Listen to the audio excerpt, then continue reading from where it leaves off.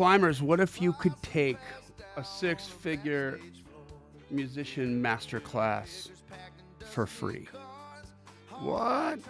We're going to talk about that with a dear friend of the Climb Show Music Business Podcast, Lindsay Kirkendall, on today's episode. Yeehaw. Welcome to the Climb!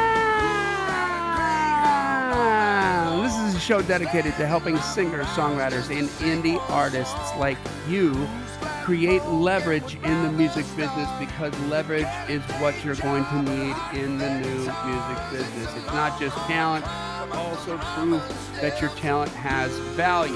You're going to have to do that on your own, but once again, the good news is you don't need anybody's permission.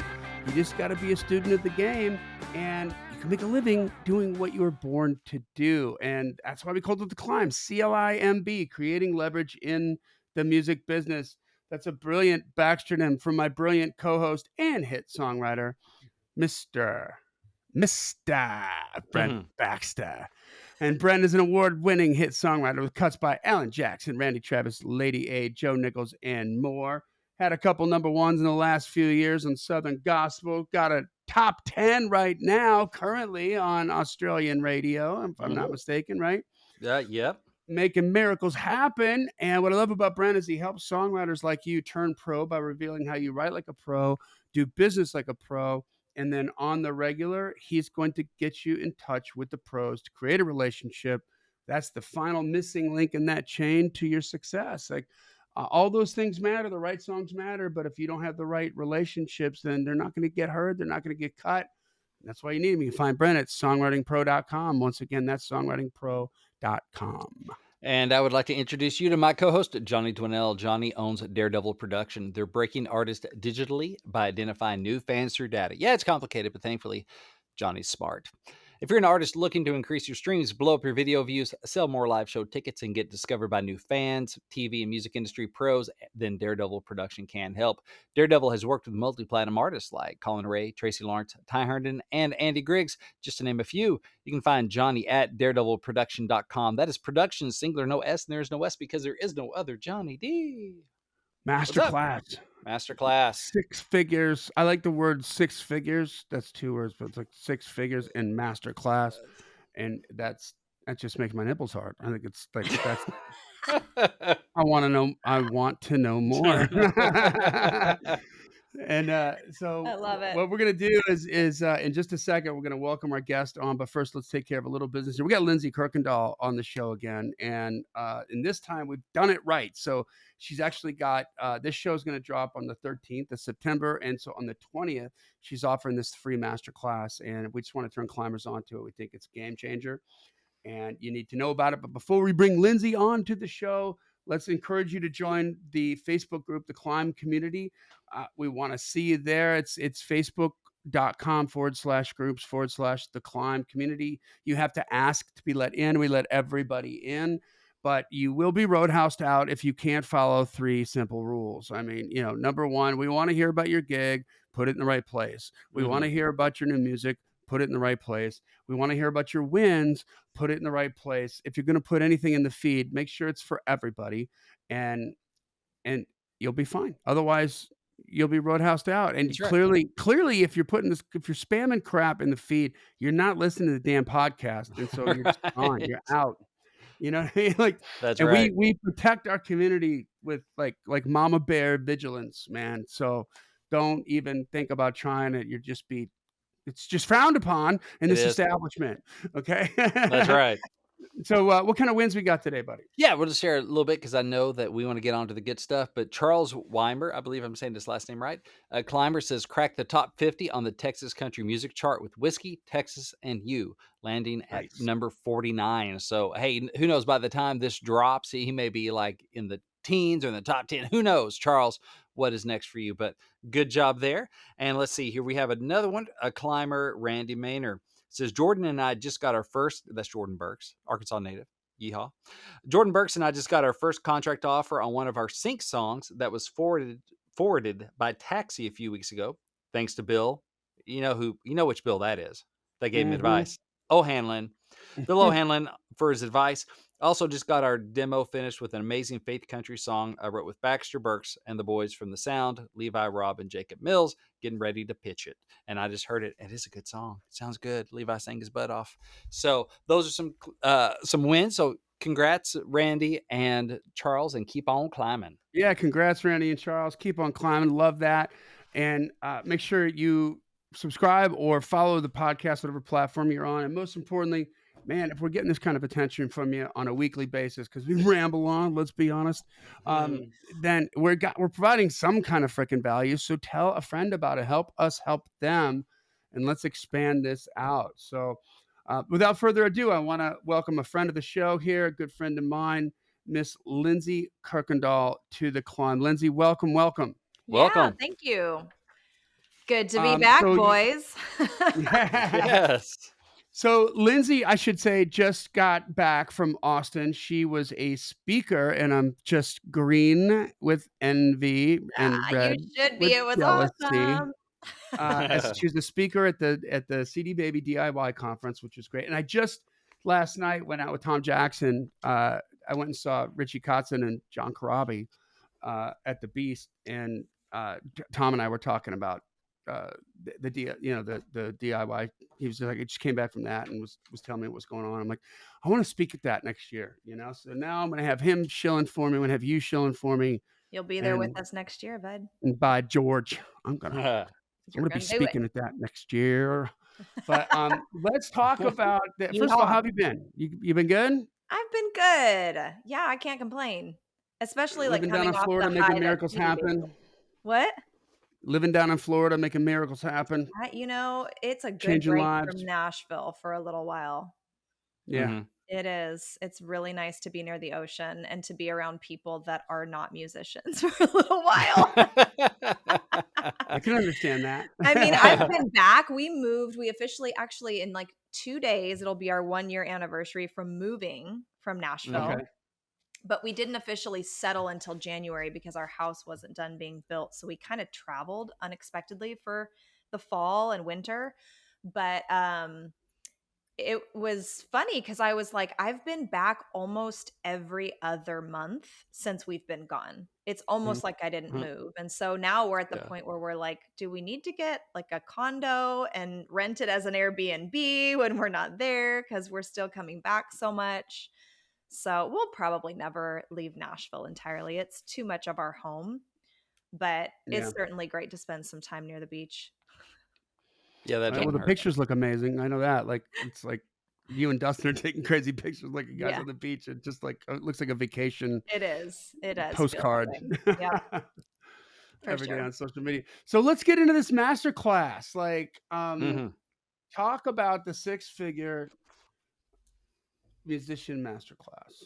So it's the 6-figure artist masterclass, Johnny. I'm sorry. You're right. But so yeah, this is something that's really exciting and has been a part of my business journey for the last few years, because when I first started doing this work and doing business consulting for artists, it was just kind of one-to-one. I was doing client work. I was hosting masterminds where I was doing group consulting and coaching, and had developed a number of systems, if you will, that made the process of identifying what the non-traditional revenue streams in an artist's brand are a much easier process. Because, I mean, we all would agree the process for an artist in this day and age is very amorphous. We don't really know where or how the money is coming. And that was a big piece of the conversation that I had at CD Baby too, because it's like, you'll hear these statistics, which are compelling and true. But for example, you can make $1 to $2 for every email list subscriber on your list, right? That's exciting to hear as an artist, because a lot of artists, I think at this point, know the importance of having a list that you own, instead of just growing your audience socially. But when you hear statistics like that, my next question, and I think most artists' next question is, but how though? What are we actually transacting around that is helping us generate that kind of money? Because you're not making $1 to $2 on your email list for sync or Mm-hmm. publishing, or maybe you could kind of parallel or like attach that I'm selling tickets to shows. But what if Mm-hmm. you're not there yet? Or what if you're not touring regularly enough to have that be something where you can have tickets to sell regularly and you can kind of make that make sense in your mind? Like, where in the hell is the money coming from, right? Yeah. Yes. It's so frustrating. And I think most artists are really very frustrating and confused by the fact that there's no clear cut system. It's not like if you Mm-hmm. grow up and you graduate high school and you go, I want to be a doctor one day. Well, there's a clear cut system to do that. You go to Mm-hmm. university, you spend the 4 years, the 5 or 8 years, or however long it takes you. You get the degree, you get the graduate degree, you go to residency, you get a freaking MD on the end of it, right? Mm-hmm. But with Hmm. artistry, there's no system. Right. Everyone's like flying blind, throwing spaghetti Well, against and the wall. especially now in the new music business because Mm-hmm. Completely. it's digital. So I mean that's one of the Right. reasons why. And I should say this to I keep forgetting we always have new new listeners, new climbers, and I mean Lindsay and I became friends because we both just orbit around the same planet on trying to crack the code and trying to architect a solid, repeatable, dependable pipeline Right. for breaking an artist digitally that is as reliable as radio was when radio Yeah. worked all the time and when radio Mm-hmm. was the only answer, you Right. know? And so there's a lot of it's still the wild west out there. We still have the industry that's just completely in terms of their digital strategies completely focused on viral. If it doesn't go Mm-hmm. viral, it's a failure, you Right. know? And that's just not the case. And so, Lindsay and I sort of just hooked up like intellectually and we're like, what, there's got to be some other ways around this. And we've come up with some incredible different sort of approaches to doing this. Mhm. And that's why that's why you're on the I mean, you used to work for Sony, you used to work for what magazines you used to work for? It was CCM magazine, but it was a number of different titles. I worked for Salem Publishing. Yeah. So, Mm-hmm. yeah. So, we're talking industry pro here who's just focused, who sees the vacuum, who sees the need and the need for architecture in this. Yeah. And It's a great at word. the end of the day, guys, like we share the same thought and the same passion that if you have a compelling artist with a competitive song and a competitive recording, if you get them in front of enough eyeballs, And the right people are going ones. to respond to it. That's just Yeah. the end of it. So now the question is, how do you do it? And Yeah. it's Exactly. different than radio. And so that's uh I don't think people can think about this enough, Yeah. right now we just have a lot of different artists that have managed to do that digitally on their own.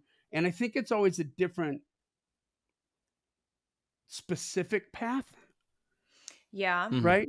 Yeah. But fundamentally, there's a lot of similarities between them. Well, that's absolutely, I agree with that because I think for most artists, I know myself included, I like to have a framework so I know where I'm going, but Mm-hmm. I want it to be loose enough that I can color outside the lines. I always joke, I'm like, I grew up in Southern California, literally 20 minutes from Disneyland. So we went all the time. And my family was like, they got there when the doors opened and they were very organized about how they spent their day because they needed to get through it and make it, happen. Mm-hmm. It's always been expensive. So my family was very thrifty and they're like, we're getting this done in one fell swoop. So I'm the type of person that when I go, I'm like, I want to have an itinerary so that if it's 4 o'clock and we're supposed to be on Space Mountain, but I feel like going to the tiki room, I can go to the tiki room and then come back and look at my itinerary and know, okay, now I can drop back in and still get where I'm going. And I think Mhm. that's Mm-hmm. what I shouldn't say I think, but that is what I've created with the Six Figure Music Business Plan curriculum. And what I'm going to walk artists through in this masterclass is that, like you said, Johnny, they're all going to be unique because no two artist businesses are similar. Mhm. And I think it's really unfair for artists to try to box themselves in that way. And I think that's what like the traditional model did. It was like this conveyor belt, very post-industrial system where it was like all artists have to go through this process. And if you spit out the other end and you're a monetary success, yay, we did it, right? Mm-hmm. But that Yeah. didn't work for like 99.9% of the artists that went through that system. So what I love about what we have available to us today with the digital space is that we can utilize some frameworks and some best practices, but also utilize it in a way that can be applied to everybody's different career trajectory. And it's not just that no two artists are the same in that they might be singing in a different genre, but we also have to consider the age of the artist, Mm-hmm. how much money they have, their current life circumstances. Like I Mm-hmm. will work with artists that are, maybe young 20s that have family that are bankrolling their career. And then I also work with artists that are maybe in their late 30s, early 40s that have 3 kids at home and a day job. That's two Yeah. very different circumstances. And those Yeah, two they are. artists might also have very different goals in what they want to achieve with their artistry too.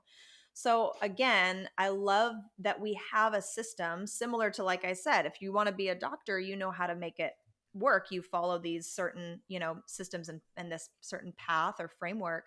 Now we can do that as artists, but it's flexible enough for each of our unique scenarios or each of our unique circumstances and sets of goals. So if we want to go to the tiki room when we're scheduled to go to Splash Mountain, we Hmm. can. Yeah. And it's not going to Right. totally derail us and send us off into like, the ether without a tether of how to come Well, back. yeah, because let's face it. I mean, most of us, we're all creatives Yeah, here and listening. We need some structure, totally. Mhm. but we don't need too much structure because then we're like, Exactly. that's not why I got into this. Yeah, because Yeah. then it's just squeezes all the creative soul out of you, All right? right, might as well stick me in a cubicle. Come on. Totally. So you got to And I find that love it. balance of like, what I'm waking up. What do I do today? I don't know what to do today. Oh, here's some Yes. stuff I can do today, but it's not everything, right? Yes. So I It's not. think, It Brent, doesn't Exactly. become a day job. I think the episode we just recorded Mm-hmm. is going to drop after this one, right? That'll drop after the 13th. Let's see here on the 13th. Well, let me take a look real quick here on my handy dandy thing. So on the 20th, it's actually how to develop song ideas. Okay, so it's You after talking the about 20th you that talking this about the drops. 90s country one? Yeah. That one should drop right before this one, or after this on October 4th. Okay, so and this one I'm going to flip flop. I'm going to drop this on the 13th. Yes. So as I'm put, but so I'm saying because we've just recorded that, but it's going to drop later. And Lindsay, it's germane to what we're talking about because Brent did a whole episode on a Music World magazine article about how 90s country is coming back, right? Mm. And Cole Swindell just had a huge hit with the She Had Me at Hits Hudson, Carolina. Carolina, Tales, Oh, California, I love that song. and then Blake Yeah. Shelton's Nobody, song. He's bringing back the mullet, like, and we're just kind of talking about trends and how they happen and how, because you had mentioned, like if you spit out on the other side, we make money. Yay, we're all good. But here it's like with this kind of a system. And again, you don't need permission. You need to be good and you need to be a good business person too. Right. Okay. And you need to promote. Okay. You Mhm. have to, it's not going to happen without frickin' promotion. Okay. Right. You have to promote. You have to spend 95% of your time, of your blood, your sweat, your tears, your creative energy, and your budget promoting.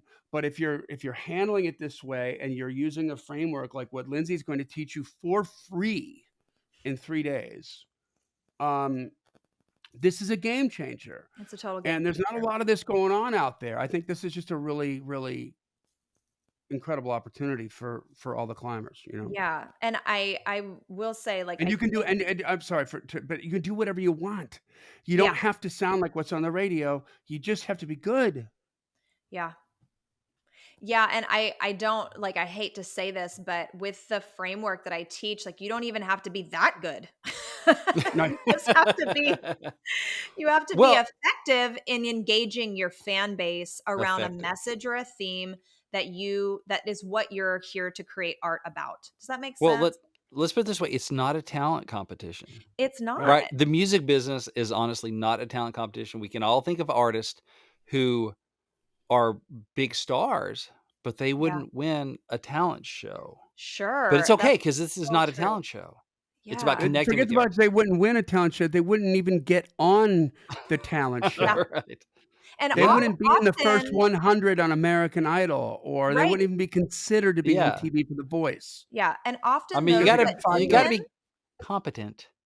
You right. gotta be good enough, but you don't have to be, Carrie Underwood. Yes, obviously, she can literally win a talent Yeah. contest, right? Totally, but And she's a that's great a example bonus. because I was just about to say often those that do win Mhm. aren't really that great of artists. They're just these Right. Yeah. freak of nature talents, and Mhm. Yeah. there's not a whole lot of artistry happening. Mhm. It's just a big voice, and so I think Right. Yeah. that's why it's so exciting to be an artist that's alive in this time and space because I kinda joke that, like well, I don't know, it's maybe not that much of a joke in my head, but I'll say that just to kind of, like, has saved me from getting burnt at the stake, but I feel like the music business is really it's turned into the celebrity business, whereas the Mhm. real music business is the independent artists that are really creating art from a place of creative inspiration and Mhm. desire to connect and engage a fan base around something that is meaningful. And, I think that it's again so exciting to be an artist that's alive today because you have the ability, like you said, you don't have to be the talent competition winner. Your art doesn't even have to be that great from that standpoint. It just has to be something that is going to move the listener and connect Mm. with them on a level that they're looking to be connected with on. So like I Mhm. said Yeah. at the CD Baby conference, I was like, look, don't burn me at the stake here, but you're not actually here just to create great music. That's not what artists are here to do. We're still really conditioned, and I love to use the idea, like we really are very big products of our post-industrial mindset where we're Mhm. overly focused on what the person can create, what's the product, what's the tangible thing. And actually, Johnny, I used one of your metaphors in my talk at CD Baby about people understanding if you give them a cardboard box Mm. to like how they understand the value of that, they understand like how to transact around it, what kind of value it can add to their lives, Whether it's worth anything to them right now or whether it not. is, Yeah. yeah, if they're in the market for it, whatever. And for the artist, we've been focused on the product of what we can create versus what we're actually here to do. Artists don't exist. It's why we don't have 9 to 5s because we don't exist in that kind of business structure. And so Mhm. our offering that we actually transact around is not the song.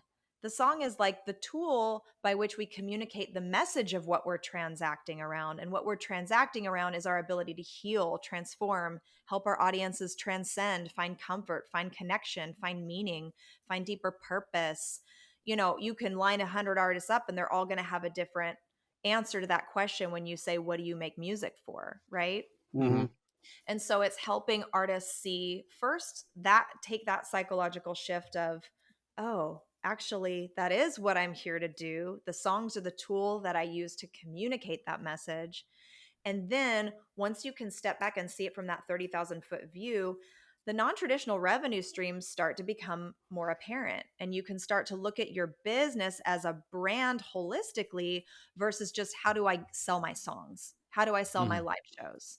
And Yeah. there's lots of ways that I have always been surprised at how many artists are excited about making money in other ways that aren't straight up and down just transacting around a song or a live show. Yeah. And especially when you can show artists how, and you guys both know this because you run digital businesses too, but when you can show them how you can create passive income that Mhm. Mhm. creates a lot of time freedom, until Mhm. we have an economy that's actually paying for the song, we need time freedom as artists. So we have to Yeah. develop a business structure that's going to allow us both a full-time income and a high amount of time freedom so we can continue to create great art. Because no one's creating great art if you're broke and if you're running around like a chicken with your head cut off to 5 different jobs. Right. Yeah. Yeah. That's right. And this isn't pie in the sky stuff, you guys. No. Like, we had Lindsay, we had last year we did a show talking about a Spotify report that came out in where they talk about the year 2020, and there was 13,400 artists that they paid at least $50,000 in streaming revenue only to. And so we unpacked it on the show, and I said, okay, if we take out all the artists that are currently signed right now, which is less than 1,000, but we said it's 1,000, right? Yeah. That are using somebody else's money, somebody else's infrastructure. And then I went deep into history and said, okay, well, how could we come up with a number of artists that have multi-million-dollar brand names as far back as like the Beatles when they first came out, in the Stones? Like, what do they look like? How many of those artists are there? The number I came up with was, I'm not going to go through all the math, but it was like 2,700 artists in the Yeah. last 60 years. Really Okay. small. Which left like Mhm. 8,400 artists, like climbers, like indie artists, like you, who figured out a way to make at least 50 grand in Off streaming revenue one platform. off of one platform, which means it's really like your gross on streaming is going to be more like 75 to Yeah. 100. Okay. And the highlight of this story is just a few months ago, that same report came out again for 2021, and that number jumped up to 16,500 artists. Wow.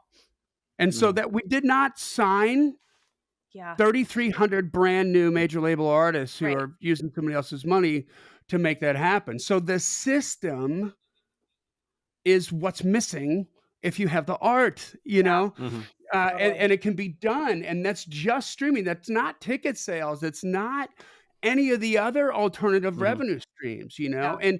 And when you talk about alternative revenue streams, I want climbers to hear this. They're so alternative that even the industry isn't freaking using them, right? Like, how much money is Sony and Warner and Universal making off their freaking YouTube channel? And there's YouTubers out there that are making 7-figure livings because they understand traffic and they know what they're, you know what I mean? So Yeah.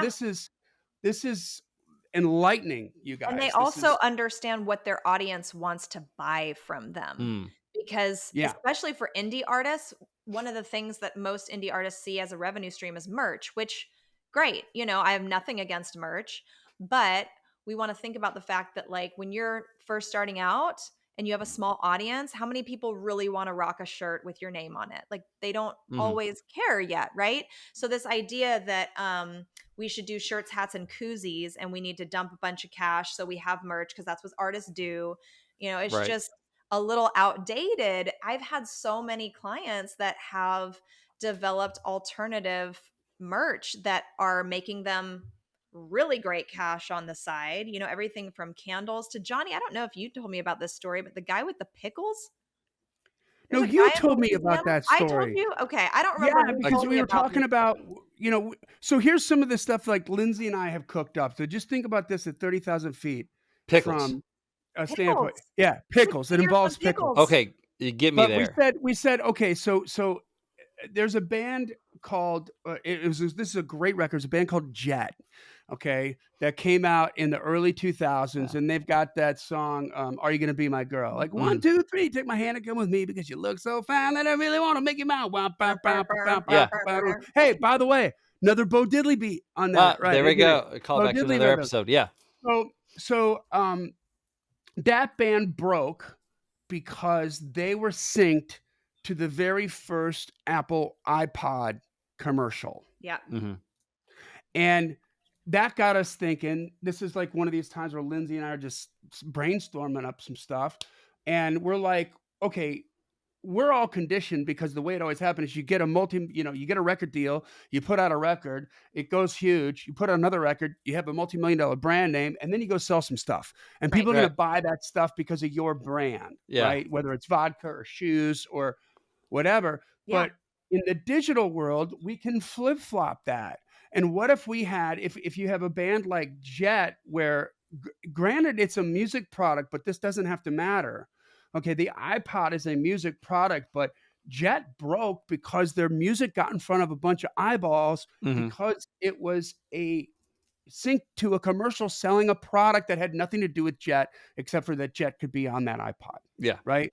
And so we started saying, well, what if you had, some e-commerce, right? Some things you could sell that people would buy because they were cool products, not because of your brand, Mm-hmm. right? And so this would be like you'd have to know what your brand was. You'd Mm-hmm. want them to be brand consonant products, right?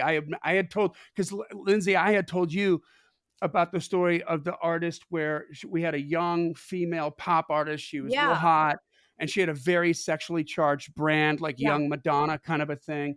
And Mhm. she put out this, she was a brilliant marketer, but still kind of stuck in the musician way of thinking about things, the artist way of thinking about things. Even though she hit a freaking home run of all home runs, she released those. It was It was a boxers, clothing right? thing that was Mm-hmm. boxer shorts, Yeah. and on the inside of the boxer short and the flap, it had a gear shift icon, like, or Mm-hmm. gear shift, like Yeah. what do you call it, matrix or what, like sewn in Mm-hmm. to the thing, right? Which is sort of very, very edgy, Mm-hmm. Yeah. and but brand kind. She sold out on those, Yeah. and then she didn't do it again because she's thinking, well, I'm not here to sell Right. uh, underwear. But I'm like, wow, like, no, like, okay, if we Yeah. did commercials and your song was, your hook was what was going to sell these, but people are buying these because they thought it was a clever product, not because but Right. they're going, can sales of a product introduce people to To an the artist music. Yeah. and Mm-hmm. give the artist the freaking email Income. address? Email Yeah. address and income right up front Yeah. without waiting to grow the audience and then get the income. Boom. And so, Mm-hmm. I mean, Brent, you were wow. like, So okay, get me there on the pickles. And this is what we walked through on day 2 of the masterclass, because like this is such a great example with this story, Johnny, because she obviously made some great money, but couldn't yep. connect that it could be a part of her overall brand. And Yeah. that's Mm-hmm. like And her usually, marketing yeah, that's framework. usually the missing piece for artists is there's a bridge between I'm an artist, I make music, this is what I make. And then this is something that's not brand resonant, but when you can help them see that actually it is because of who you are as an artist, Mm-hmm. and then you can start to help them develop and engage a narrative in their social media and in their marketing that helps people see, oh, this is Jenny. She's the singer and the girl that makes the really cool boxers. Mm-hmm. Right? Like that all happens socially. That all happens in the narrative. So, like the guy with the pickles, I don't know all the details, but part of who he is as an artist is he's a guy who really loves cooking and he's from Mm-hmm. Louisiana. And maybe part of his story was that he grew up with a family that had like, that loved, maybe his mom loved pickling shit. I mean, who knows, Mm-hmm. right? Yeah. And so, Yeah. but that's a part of how we then bring our audience through our social media marketing into our overall brand of who we are. And all, Mm-hmm. By giving them something first that they want, that they could use, that they find attractive, and then and they they're understand discovering making money off. you in the process of that. And to finish that story, you're the one that came in with the pickles. You're like, this guy private labeled pickles Mm-hmm. and is selling pickles, and he Yeah. was grossing $4,000 a month Nice. selling pickles. I mean, because Now, really, do you have to have a deal when that can be your bread and butter? Hell no. right? Oh, you see what I did there? That was a Bread and butter joke. pickles. And dill. You don't have Yes. to have a record deal. That can be your bread and butter. Come on, people. But It's okay, if kosher. you take a margin of, like, let's just say he's making $1,000 like profit, Yep. right? Yeah. A month on the pickles. Mm-hmm. Okay. That can be put into, that's after the ad cost, after he pays the pickles, the jar, Yeah. If it's the not eating up all your label, time, the whole, yeah, right? all the Right. time. Like if you're making $1,000, it even if you're even if you're not completely like flush on this, or let's say breaking even on this, if you are making money, if you are if you got a $5,000 budget, okay, and you're using that budget to sell a product that has your music attached to it and your brand attached to it, and people are discovering you that way, and you end up spending $5,000 on ads to sell the product, and you generate $4,000 of revenue, so you're a grand in the hole. You still spent, that could have been a promo budget, Right. right? So you put Mm-hmm. a huge dent in your promo budget, making it, stretching it out longer, and ideally you're going to break even on the product. So that means you just keep selling the product and you Right. just keep reaching new people for free. Right. Right. That's why I call it the fan acquisition tool that pays you, because everybody that bought a jar of pickles, he got that email address. You can better believe it, Yep. Mm-hmm. And so if he Yep. sold, I mean, I don't want to do the math and make myself look really blonde, but he probably, if he's if he's selling $4,000 worth of pickles at $10 a jar, how Yeah. many Yeah. email addresses is that's a ton of email addresses. And he's also building a business framework that can scale.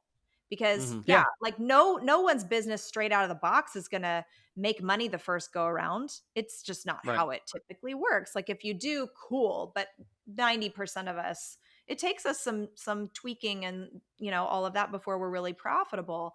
And so I just love that point, Johnny, because I think it's important for people to see all the possibility that exists with building your business in this way. Even if you're not making money right off the bat, you're building that framework, and it's something that can scale. And you can eventually Yeah. outsource the tasks that you don't want to do, so you have more time to just do your creative stuff, do your art. Heck yeah. Yep. So it's really exciting to me to help artists see like how much possibility truly exists when we shift how we're looking So at it. tell us a little bit about the class now. It's a 3-day class. How much time each Yep. day in the class? When does it start? Quick sort of maybe outline on day 1, day 2, day 3. Yeah. So we're starting on the 20th and we go through the 22nd. So we hosted in a private Facebook group. So everybody that joins in that Facebook group, myself and my team of coaches are also available during the course of that week while we're hosting the masterclass to just answer questions, give some free support and coaching. If people have questions that they want to get asked around like how this applies to their unique circumstances and their unique career. So it's another Mhm. feature of what we offer that I just really love because it's a great way for people to get some free support with their business. But we do like a 60 to 90-minute training every day where I come on, I give a training, and then we open it up for live Q&A and some coaching. Day one, we talk a lot about helping you understand, because I know there's probably some listeners going, pickles, boxers, I don't know what the hell I would What does that sell, have to do with my you pop know? song? Yeah. Right, And it exactly. does, Yeah. right? And it doesn't even, I'm not even suggesting that that's the only way. It doesn't have to be a item. It could be so many different things. So that first day, we're going to Yeah, really, that's just one example. It's just one example. right, Yeah. exactly. So we kind of help you see like within your own brand of who you are as an artist and what you're here to do for the world, what are some of the non-traditional revenue stream possibilities that could exist for you. So we're going to walk through that together. Day one, day two, as I mentioned earlier, we're going to go through how to make social media something that you don't freaking hate, because most artists have a love-hate or hate-hate relationship with social Yeah. media. And honestly, it's because they're not selling anything. They don't have anything to Yeah. sell. So they don't Yeah, and it's not have, and it's not so it's not fun. it's They not don't see the fun. needle move. Totally. They Right. don't see the needle move. They don't even know what to look for if the needle were to move. It's just Mhm. very amorphous. And there's this like my mouse on meth in the back of their brain that's like post, post, post, post, post, post, post. You have to keep posting, posting, posting, Mm-hmm. but not clear on what the end result is. So it really hinders the motivation to stay in that like consistency, right? So we kind of break Mhm. down why having something to sell totally shifts the game for you. And then on day 3, we kind of walk through numbers and really help artists get a sense of their numbers, because that's also something that most artists are really afraid of looking at is the Mm-hmm. numbers, because up until now, they didn't know how to make it return. Yeah. They didn't Mhm. know how to get that return on investment. So it was easier just to look in the other way, because emotionally, as creatives, we need to get our creative baby like out into the world. And if it costs $15,000, by George, we'll find a way, because Right. we Mhm. have to do it. And then we get the baby birthed. And then we're like, well, shit, I'm 15 and I don't know what to do next. So we're Right. going Mhm. to look at like, again, how we build this fan acquisition tool so you can start to weigh those costs on the front end. And It's like know you make a baby, then you realize we don't have any diapers. exactly. I got crap No everywhere. crib, nothing. That's Yeah. right. That's right. You're Yep. like you make a baby, and then they give the baby to you at the hospital and go home. And you're like, Yeah. Yeah. I have no idea what I'm doing. Yeah. Where's the Totally. manual? I'm Where's the sorry. manual? They just Where's gave the this person, manual? they gave this human to me. Yep. So I'm You're prepared calling for it a this. miracle, and I'm calling it like this is a catastrophe. I don't know what the hell Exactly. I'm supposed to do. Oh my goodness. Uh-huh. So, Lindsay, where can they register for this like free training? So the easiest way is to follow me on Instagram. I'm at Lindsay Kirkendall, LindseyKirkendall. And you can register for it through the link in my bio. Okay. That's the easiest way. Or you can DM me the word six figures and I'll send you the link. So, and Nice. I'm sure we'll There you have a go. link somewhere in the show notes or something as well. Yes. But yeah, that's the easiest way. So if you're following me on Instagram, you can either DM me six figures or click through the link in my bio and you can register.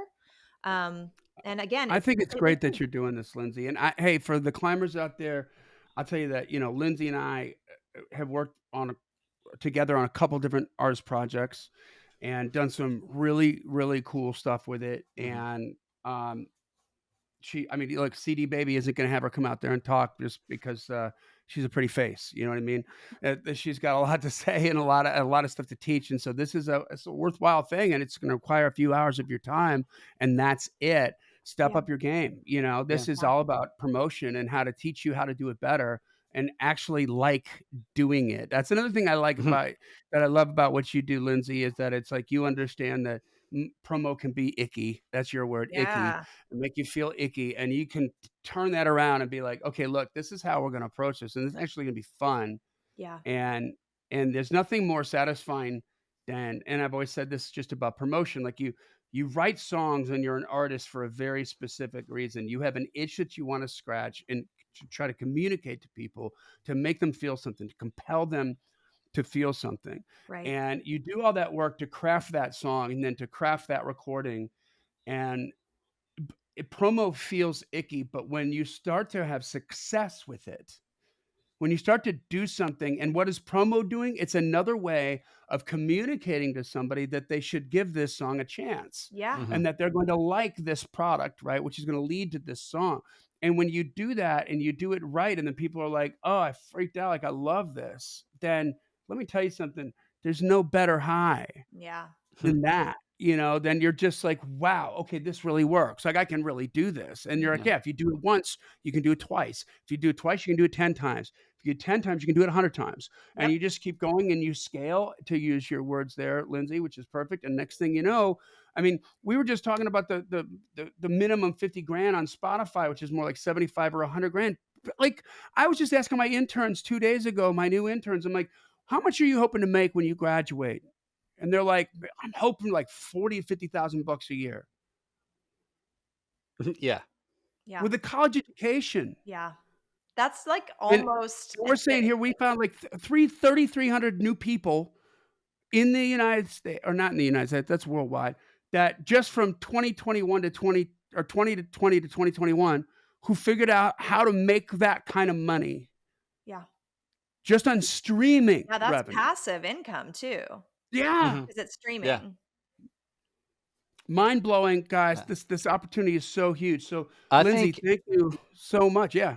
Oh, I was gonna Go say, ahead. Lindsay, this is not her first time guesting on the climb.